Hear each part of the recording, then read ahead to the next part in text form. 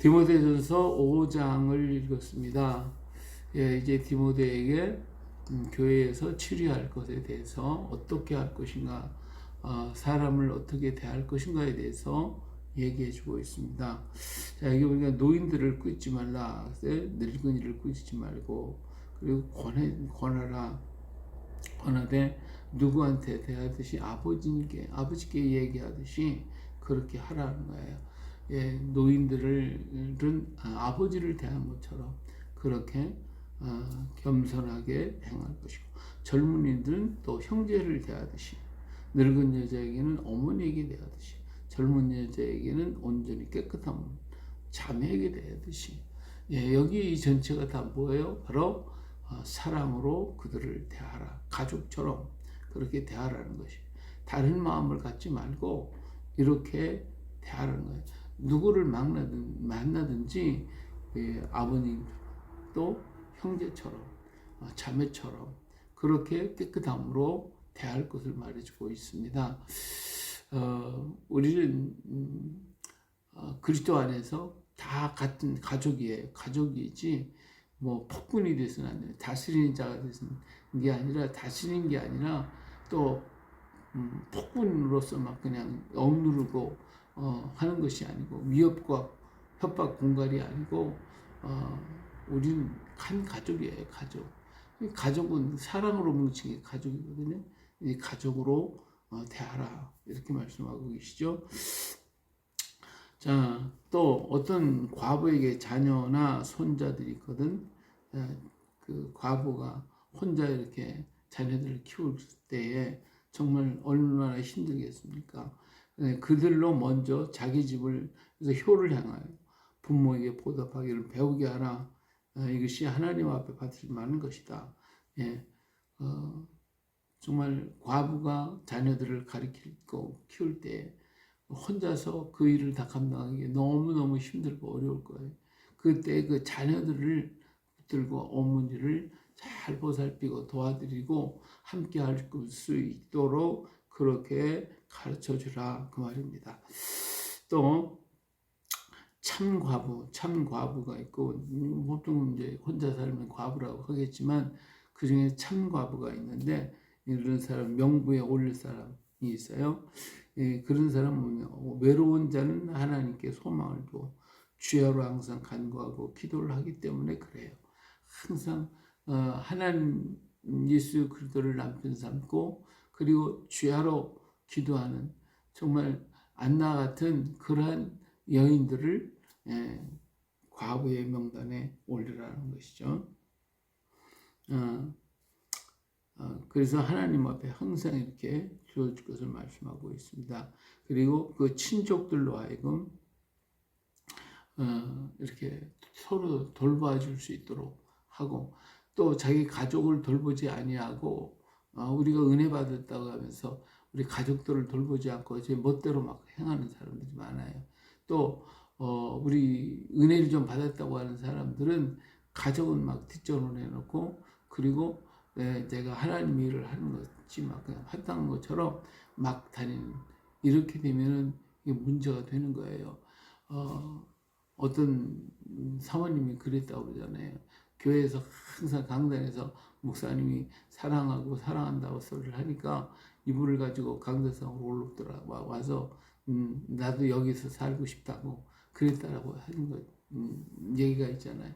마찬가지로 죄종들의 가정을 죄종들이 하나님의 일을 먼저 하는 것이 합당하고, 가족은 돌보지 않아도 하나님께 충성하고 양들에게 충성해야 한다라고 하는 그런 강박관념, 그런 생각을 가진 사람이 꽤 많아요. 근데 그것이 아니라 그들은 사랑의 대상이지만 가족은 나의 돌봐야 할 대상이에요. 하나님이 나에게 주신 정말 귀한 보아들, 그 보배들을 돌볼 그런 책임이 나에게 있다고 말해요. 그래서 그들을 바르게 가르쳐서 정말 성도들 앞에 본이 되게 하고 빛이 되어질 수 있도록 그런 가정을 만들어야 하는 것이 주의 종이 해야 할 일입니다. 또 예수 믿는 사람도 마찬가지입니다.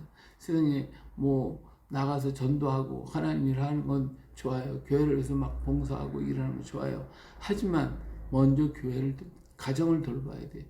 자녀들을 방치해버리고 뭐 아예 관심도 없고 제대로 뭐 먹고 마시는 거 이런 것조차도 제대로 챙겨주지도 않고 아이들은 관심도 없고 밤낮 교회로 뛰어가 교회에서만 붙잡혀서 일을 하고 또 뭐가 전도한다고 뭐 이러면 그건 잘못된 거예요.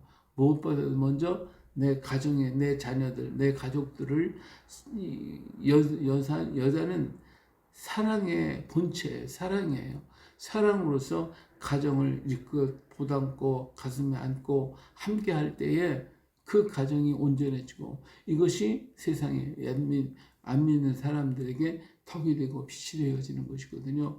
그렇기 때문에 믿는 성도는 가정을 잘 돌봐야 돼요.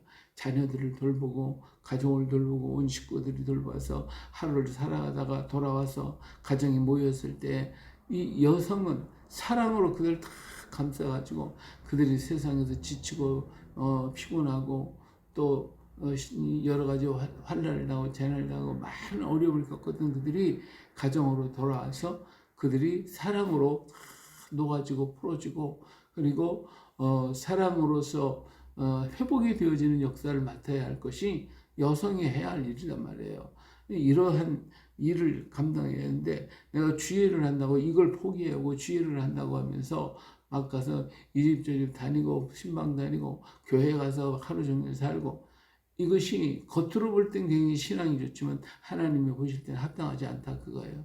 또 물론 뭐 교회를 뭐 동안에 하는 이유는 알겠지만은 그러나 우리가 비중을 생각하라 이거예요.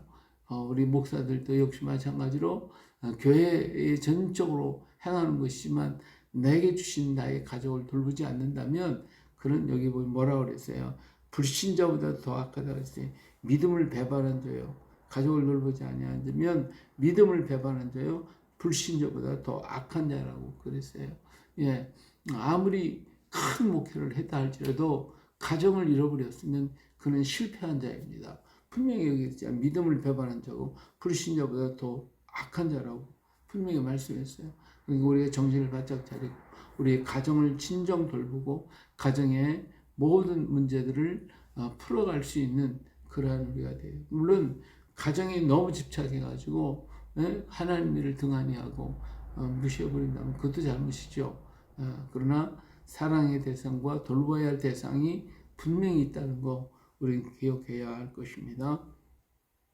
예, 그래서 여기 보니까 과부의 명부, 참 과부의 명부에 올릴 사람들은 나이가 60이 덜 되지 아니하고 한 남편의 아내였고 선한 행실을 증거했고 자녀를 양육하고 나그네를 대접하고 성도의 발을 씻기고 환난당을 구제하고 선한 일을 행하는 사람 정말 이런 사람은 교회에서 과부의 명단 오늘 우리 권사 같은 분들을 얘기할 수도 있겠죠. 그런 분들을 이렇게 만들어 줄 것이고 젊은 과부는 그렇게 하지 말아라. 왜? 언제 시집 갈지 모르니까 과부로 살고 있지만 언제 시집 갈지 모르기 때문에 그 명부에는 넣지 말 것을 얘기해 주고 있습니다.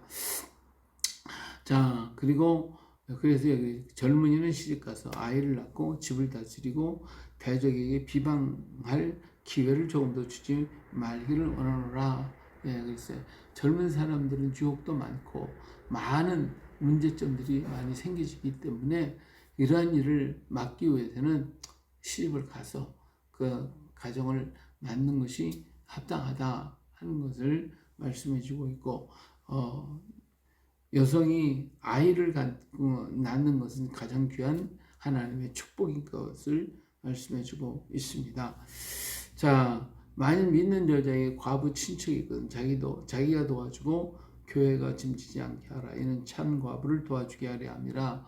예, 정말 교회에서는 참 과부, 정말 과부의 명부에 올려서 힘든 사람을 도와주고 또 가족들이 될 수 있으면 돌봐주고 그래야 교회가 짐을 덜 지게 되는 것이죠. 해야 할 일이 많은데 교회가 이런 분들을 잘 돌봐줄 것을 말씀해 주고 있습니다.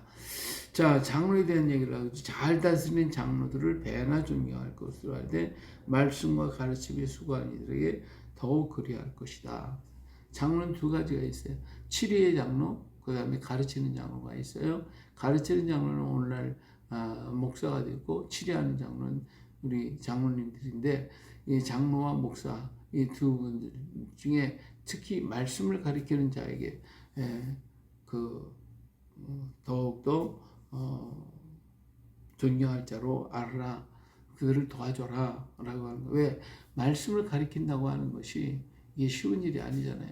하나님 말씀을 늘 읽어야 되고, 그 말씀을 묵상하고, 그 말씀을 오늘 어떤 꼴을 먹여야 되고, 어떤 말씀을 먹여야 할지 이걸 연구하고 생각하고 하다 보면 내가 세상에 나가 일할 수 있는 그런 시간이 많지 않단 말이에요.